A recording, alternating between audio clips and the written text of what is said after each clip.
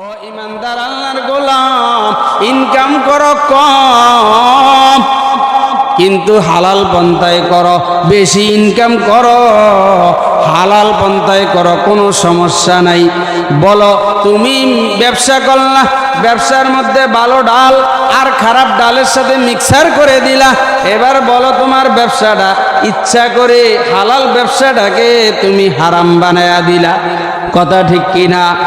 তুমি ব্যবসা দিলা হালাল কিন্তু এমন পণ্য বিক্রয় ক্রয় করতেছ ওই পণ্যটা হলো হারাম, যার কারণে তোমার ভুল ব্যবসাটাই হয়ে গেল হারাম।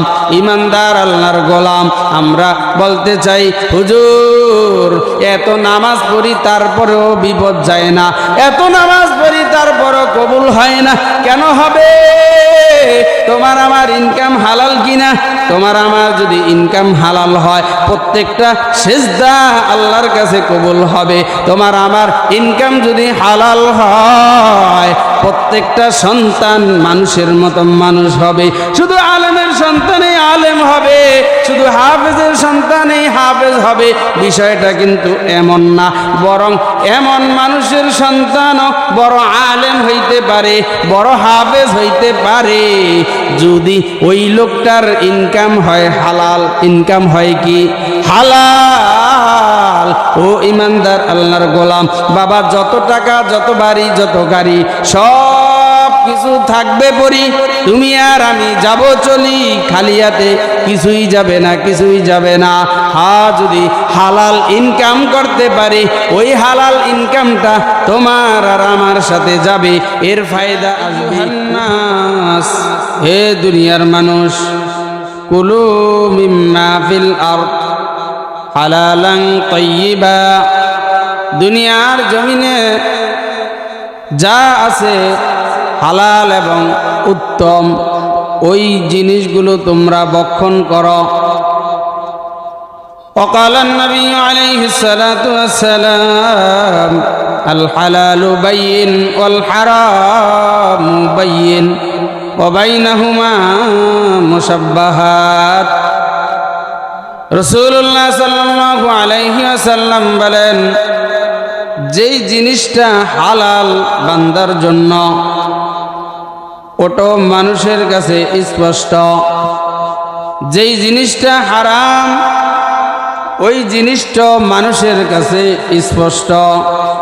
ওয়াবাইনাহুমা মুশাব্বাহাত, রাসূল বলেন হালালও না হারামও না, এটাকে আপনি হালাল মানবেন নাকি হারাম মানবেন, এই জায়গায় গিয়ে আপনি অস্পষ্ট সন্দেহের মধ্যে আছেন, কনফিউজের মধ্যে আছেন, তাহলে আপনি ওই জিনিসটা থেকেও বিরত থাকবেন। ও ইমানদার আল্লাহর গোলাম, দুনিয়ার জমিনে আল্লাহ মানুষকে পাঠিয়েছেন। আল্লাহ বলেন ওয়াবুদুল্লাহ ওয়ালা তুশরিকু বিহি শাইআ। আল্লাহ তাআলা বলেন এক আল্লাহর ইবাদত বন্দেগী করো, ওয়ালা তুশরিকু বিহি শাইআ, আল্লাহ তাআলার সাথে অন্য কোনো কিছুকে তোমরা শরীক করিও না। অন্য আয়াতের মধ্যে আল্লাহ বলেন ওয়ামা খলাকতুল জিন্না ওয়াল ইনসা ইল্লা লিয়াবুদুন। আল্লাহ তাআলা এই আয়াতের মধ্যে বলেন ও দুনিয়ার মানুষ শোনো, আল্লাহ তাআলা বলেন আমি জিন এবং ইনসান এই দুইটা জাতিকে সৃষ্টি করেছি ইল্লা লিয়াবুদুন, আমি মাওলার উপাসনা করার জন্য, আমি মাওলার ইবাদত বন্দেগী করার জন্য। দুনিয়ার মানুষগুলো মনে করে নামাজ একটা ইবাদত, রোজা একটা ইবাদত, হজ একটা ইবাদত, এরপরে যাকাত দেওয়া ইবাদত, অন্য কোনো কিছু ইবাদত না। মানুষ এটা মনে করে। না না, আল্লাহর রাসূল সাল্লাল্লাহু আলাইহি ওয়াসাল্লাম বলেন কাসবুল হালাল ফরিজাতুন বাযাল ফরিজা, হালাল উপার্জন করা, হালাল খাওয়া একটা ফরজ বিধান। ফরিজাতুন বাদাল ফরিজা, নামাজ ফরজ, এই বিধানের পরে হালাল ইনকাম করা, হালাল খাওয়া, এটাও ফরজ, এটাও একটা ফরজ। কার কথা বলেন না?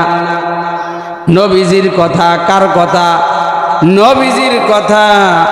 অনেক ব্যবসায়ী মনে করে আমি যদি 2 কেজি ফল বিক্রি করলাম, ওই 2 কেজি ফলের মধ্যে যদি 2টা ফল আমি নষ্ট ঢুকাইয়া দিতে পারি, তাহলে আমার জন্য লাভবান হবে। আমি ক্রেতাকে ঠকাইয়া দিলাম, কাস্টমারকে ঠকাইয়া দিলাম, আমি জিতে গেলাম, আমি চালাক, আমাকে ধরতে পারল না।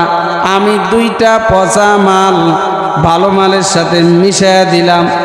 সে মনে করতেছে এখানে সে সাকসেস হয়ে গেছে। সেই চালাক আসলে কি চালাক না সে ধরা খাইল? মূলত সে ধরা খাইছে, কারণ সে তো বিক্রি করবে ক্রেতার কাছে ভালো মালটা, পচাটা সে মিশাইয়া দিতে পারে না। রাসূল সাল্লাল্লাহু আলাইহি ওয়াসাল্লাম বলেন, আত-তুজারুল আমিন মা'আন নাবিয়্যিন ওয়াস-সিদ্দিকিন। আল্লাহর নবী সাল্লাল্লাহু আলাইহি ওয়াসাল্লাম বলেন, একজন বিশ্বস্ত ব্যবসায়ী মা'আন নাবিয়্যিন ওয়াস-সিদ্দিকিন, তিনি ওই ব্যবসায়ী আমার নবীর সাথে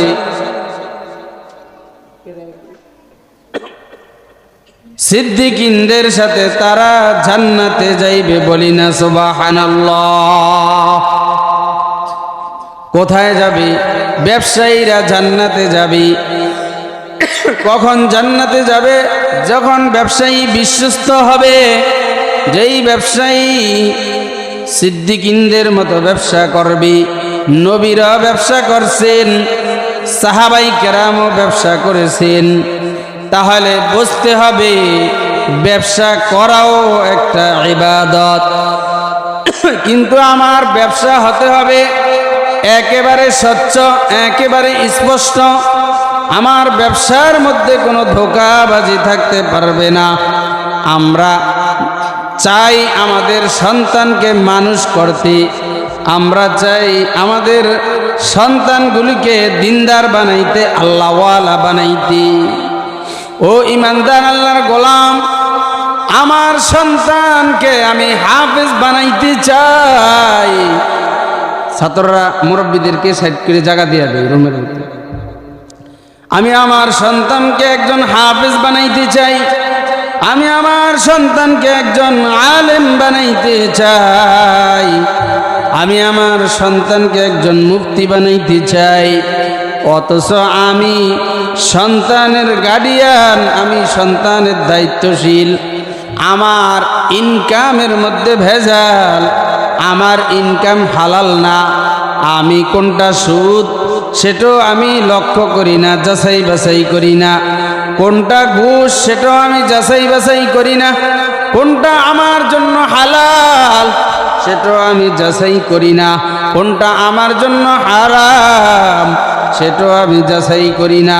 ও ইমানদার আল্লাহর গোলাম, সন্তানকে হাফেজ বানাইতে চাও, আলেম বানাইতে চাও, অথচ তোমার ইনকামই হালাল না। তুমি আমি নামাজ পড়ি, নামাজের মধ্যে বলি আল্লাহ আমার দোয়াটা আপনি কবুল করে লও, আর আল্লাহ বলেন বান্দারে তুই তো হারাম ভক্ষণ করে হাত উঠাইছ আল্লাহর কাছে, তোর এই হাত আমার কাছে কবুল হবে না। তুমি যত নামাজ পড়ো তোমার এই নামাজও আমার কাছে কবুল হবে না। কেন হবে না? কারণ তুমি যেই জামা পরিধান করছো তোমার জামাটাও হারাম টাকায় ক্রয় করা।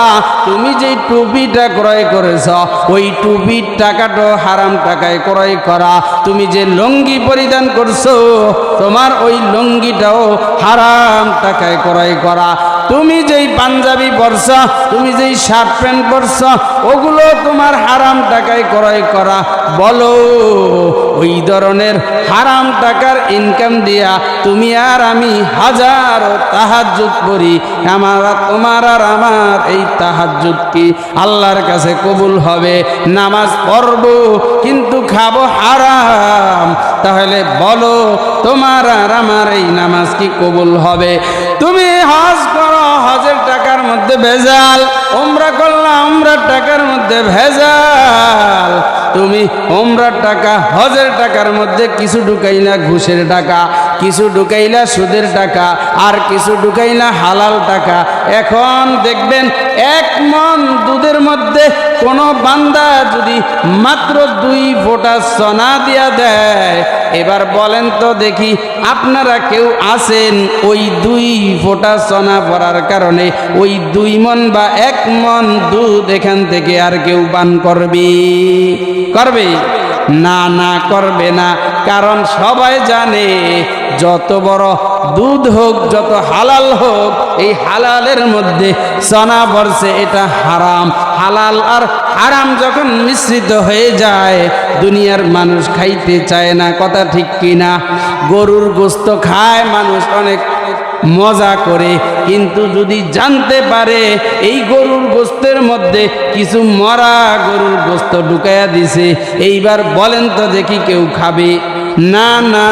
তুমি যদি কিছু টাকা তোমার বৈধ পথে উপার্জিত, আর কিছু টাকা হলো অবৈধ পথে উপার্জিত, এখন বলো বৈধ আর অবৈধ যখন মিক্সার হয়ে যায়, তখন তোমার সম্পূর্ণ টাকাটাই অবৈধ হয়ে যায়। আর ওই টাকা দিয়া তুমি যত কিছু করবা, বাড়ি করলো ঋণ হয়ে যাইবা, হজ করবা হজ কবুল হবে না, জাকাত দিবা জাকাত কবুল হবে না, নামাজ পড়বা নামাজ কবুল হবে না। তুমি আর আমি চাই সন্তানকে মানুষ বানাইতে, চাই জান্নাতে যাইতে। তোমার আর আমার আল্লাহ কি বলছে? ইয়া আইয়ুহান নাস কুলু মিম্মা ফিল আরদি, খাও জমিনের মধ্যে যা আছে হালালান তাইয়্যিবা, যেটা হালাল এবং উত্তম সেটা খাও, অন্যটা খাওয়া যাবে না। কথা কার? আল্লাহর। এই জন্য দুনিয়ার সব মানুষ জানে মদ, হিরোইন, গাঞ্জা, ধূমপান এগুলো ক্রয় বিক্রয় করা, খাওয়া সব কিছুই নাজায়েজ, কিন্তু তারপরেও মানুষ এগুলার ব্যবসা করে, তারপরেও মানুষ এই ধরনের লেনদেনের সাথে সম্পৃক্ত থাকে। বলেন তো দেখি এই ব্যবসার মধ্যে বরকত হবে না দিন দিন বরকত কমবে? দিন দিন বরকত কমবে। যত ইনকাম তত অভাব। কারণ কি? কয় ইনকাম যত বেশি, কয় হুজুর আপনার জিজ্ঞাসা করি ভাই ইনকাম কত? কয় লাখের উপরে। কয় তারপরও অভাব ভাই, টেকাল দিতে পারতেছি না। কেন পারি না? কারণ হলো যদি আপনার ইনকাম কমও হয়, কিন্তু ওই অল্প ইনকাম যদি 100% হালাল হয়, তাহলে দেখবেন আপনি ওই অল্প ইনকাম দিয়েও চলা সম্ভব। কথা ঠিক কিনা? আর ইনকাম যদি বেশি হয়, কিন্তু ইনকামের মধ্যে যদি হারাম মিশ্রিত থাকে, তাহলে আপনার ওই বেশি টাকা হলেও, বেশি ইনকাম করলেও, তারপরেও আপনার এই ইনকামের মধ্যে বরকত হবে না। কারণ কি? একজন ইনকাম করে 10,000, আল্লাহ তার পরিবারের মধ্যে রোগ দেয় 10 টাকার। কথা ঠিক কিনা? ইনকাম করে 10,000, আল্লাহ রোগ দেয় 10 টাকার। 10 টাকার নাপা স্টার খাইছে, রোগ ভালো হয়ে গেছি। ইনকাম করে লক্ষ টাকা, কিন্তু পরিবারের মধ্যে এমন রোগ হয়, কিন্তু ওই চিকিৎসা করতে লাগে 2 লক্ষ টাকা। বলেন এবার সে ঋণ হবে কিনা? অবশ্যই ঋণ হয়ে যাবে। তার ইনকামের মধ্যে বরকত হবে না। হুজুরদের ইনকাম হলো মাসে মাত্র 10,000 12,000, তারপরেও তারা পাঞ্জাবি আয়রন করে পরে, সুন্দর চলাফেরা করে। কারণ কি? আল্লাহ ওই 10,000-এর মধ্যে 20,000 টাকার বরকত দিয়া দিছে। বলি সুবহানাল্লাহ। ও ইমানদার আল্লাহর গোলাম, ইনকাম করো কম, কিন্তু হালাল পন্থায় করো, বেশি ইনকাম করো, হালাল পন্থায় করো, কোনো সমস্যা নাই। বলো তুমি ব্যবসা করলা, ব্যবসার মধ্যে ভালো ডাল আর খারাপ ডালের সাথে মিক্সার করে দিলা, এবার বলো তোমার ব্যবসাটা ইচ্ছা করে হালাল ব্যবসাটাকে তুমি হারাম বানায়া দিলা। কথা ঠিক কিনা? তুমি ব্যবসা দিলা হালাল, কিন্তু এমন পণ্য বিক্রয় ক্রয় করতেছ ওই পণ্যটা হলো হারাম, যার কারণে তোমার ভুল ব্যবসাটাই হয়ে গেল হারাম। ইমানদার আল্লাহর গোলাম আমরা বলতে চাই, হুজুর এত নামাজ পড়ি তারপরেও বিপদ যায় না, এত নামাজ পড়ি তারপরও কবুল হয় না, কেন হবে? তোমার আমার ইনকাম হালাল কিনা? তোমার আমার যদি ইনকাম হালাল হয় প্রত্যেকটা সিজদা আল্লাহর কাছে কবুল হবে। তোমার আমার ইনকাম যদি হালাল হয় প্রত্যেকটা সন্তান মানুষের মতো মানুষ হবে। শুধু আলেমের সন্তানই আলেম হবে, শুধু হাফেজের সন্তানই হাফেজ হবে, বিষয়টা কিন্তু এমন না। বরং এমন মানুষের সন্তানও বড় আলেম হইতে পারে, বড় হাফেজ হইতে পারে, যদি ওই লোকটার ইনকাম হয় হালাল। ইনকাম হয় কি? হালাল। ও ইমানদার আল্লাহর গোলাম, বাবা যত টাকা, যত বাড়ি, যত গাড়ি, সব কিছু থাকবে পরি, তুমি আর আমি যাব চলি খালি হাতে, কিছুই যাবে না, কিছুই যাবে না। যদি হালাল ইনকাম করতে পারি, ওই হালাল ইনকামটা তোমার আর আমার সাথে যাবে, এর ফায়দা আসবে, উপকার আসবে, তোমার আর আমার সন্তান মানুষ হবে। এই জন্য আজকে যদি জিজ্ঞাসা করা হয়, আজকে ফ্রিডম দিবস, আজকে মহান বিজয় দিবস, এই বিজয় দিবসের দিন কে কে আমরা কোরআনে কারিম তেলাওয়াত করছি, কে কে আমরা এমন কিছু কাজ করছি যেগুলা আমার জন্য উপকার হবে? যারা এই দেশের জন্য জীবন দিয়েছে, রক্ত দিয়েছে, তাদের রুহের মাগফিরাত হবে, তাদের জন্য একটু কবরের মধ্যে কিছু বসবে, এমন কাজ আমাদের করতে হবে। যদি তুমি ঢোল তবলা বাজাও, যদি তুমি সানাই বাজাও, গান বাজাও, বলো দেখি যারা দেশের জন্য শহীদ হয়েছে, রফিক জব্বার, এদের কি ফায়দা হবে? কিন্তু আমরা সকালবেলা কোরআনে কারিম তেলাওয়াত করেছি, এই কোরআনে কারিমের তেলাওয়াত রফিক জব্বার সালামের জন্য উপকার হবে। কতজন মানুষ সকালবেলা ফজরের নামাজ পড়ছো? রাসূল সাল্লাল্লাহু আলাইহি ওয়াসাল্লাম বলেন, রাকাতাইন মিনাল ফজর খায়রুম মিনাদ দুনিয়া ওয়া মা ফিহা।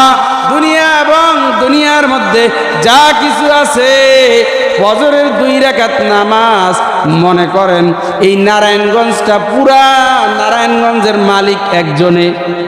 এই পুরা নারায়ণগঞ্জের মালিক কয়জন? একজন। উদাহরণস্বরূপ, এক্সাম্পল স্বরূপ যদি ধরি যে পুরা নারায়ণগঞ্জটাকে একজন লোক, তার এত টাকা পয়সা, সে এই পুরা নারায়ণগঞ্জটাকে ক্রয় করে ফেলছে, তার মানে সে এশিয়ার মধ্যে একজন সবচেয়ে কোটিপতি হবে। তাও মনে হয় সম্ভব না যে এমন একজন এশিয়ার মধ্যে লোক পাওয়া যাবে যে নাকি পুরা নারায়ণগঞ্জটা কিনতে পারবে। এমন লোক পাওয়া যাবে?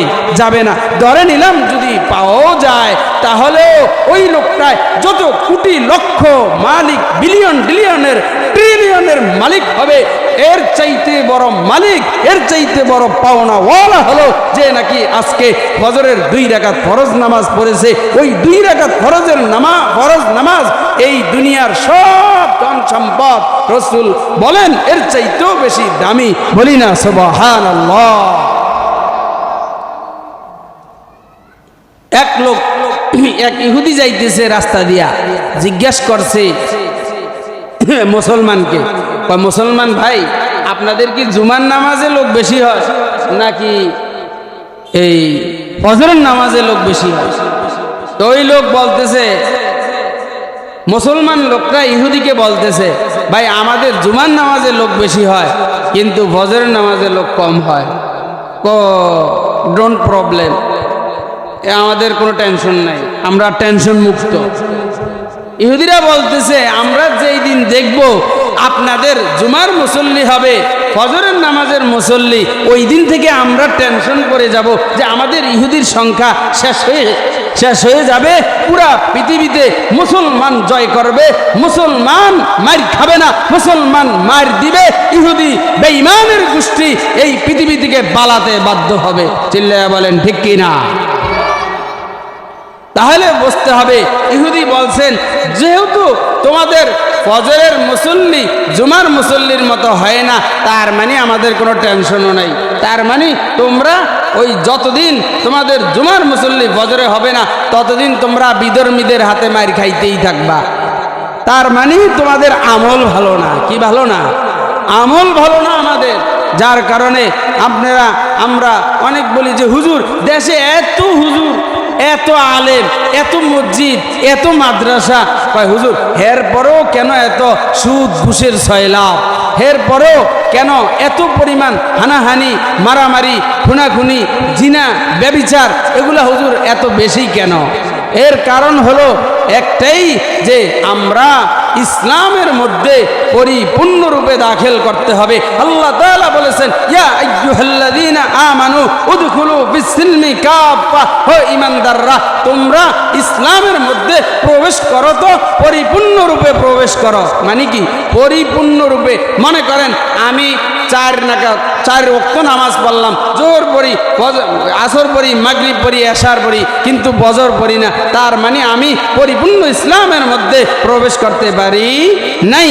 মনে করেন আমি 5 ওয়াক্ত নামাজ পড়ি, কিন্তু আমার ইনকামের মধ্যে সুদ জড়িত আছে, ঘুষ জড়িত আছে, তার মানে আমি পরিপূর্ণ কি করতে পারি নাই? ইসলামের মধ্যে প্রবেশ করতে পারি নাই।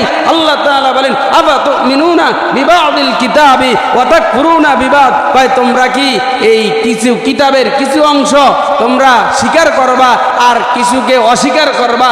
এটা কি তোমরা চাও? এর নাম কি ইসলাম? না। বরং আল্লাহর কোরআনের মধ্যে আল্লাহ যা নাজিল করেছেন এ টু জেড, আলিফ লাম মিম থেকে শুরু করে মিনাল জিন্নাতি ওয়ান নাস পর্যন্ত আমাদের পুরাটাই আমাদের মানতে হবে, পুরাটাই স্বীকার করতে হবে। যদি আমরা আলিফ লাম থেকে মিনাল জিন্নাতি ওয়ান নাস পুরাটাকে নিজের জিন্দিগির মধ্যে ঢুকাইতে পারি, তাহলে আমি পরিপূর্ণরূপে ইসলামের মধ্যে প্রবেশ করলাম। যতক্ষণ পর্যন্ত আমি এই পরিপূর্ণ রূপে আমার ইসলামের কাজগুলো হবে না, আমাদের সুদ ঘুষের থেকে আমরা বিরত থাকবো না, অন্যায় অপরাধগুলো আমাদের থেকে যাবে না। আমরা অনেকে মনে করি যে হুজুর আমি তো 5 ওয়াক্ত নামাজ পড়ি কিন্তু পর্দা করি না, তার মানে আপনি পরিপূর্ণ ইসলামে প্রবেশ করতে পারেন নাই। ইসলামে পরিপূর্ণরূপে প্রবেশ করার জন্য আমার আর আপনার প্রত্যেকটা কাজ হবে ইসলামী মাইন্ডে, প্রত্যেকটা কাজ হবে দ্বীনি মাইন্ডে। তাহলে ইনশাআল্লাহ আমরা এই আজকে আমাদের এই বিষয়গুলো নিয়ে আলোচনা হবে যে আমরা কোন পথে আমরা চললে আমরা হালাল খাইতে পারবো, হারাম ছাড়তে পারবো। এই বিষয় নিয়ে দেওবন্দ মাদ্রাসার প্রধান মুফতি অনেক গুরুত্বপূর্ণ আলোচনা করবেন। আমরা যারা এখনো এদিক সেদিক আছি, কাল বিলম্ব না করে, সময় নষ্ট না করে আমাদের অনুষ্ঠানে এসে আমরা যোগ দেই।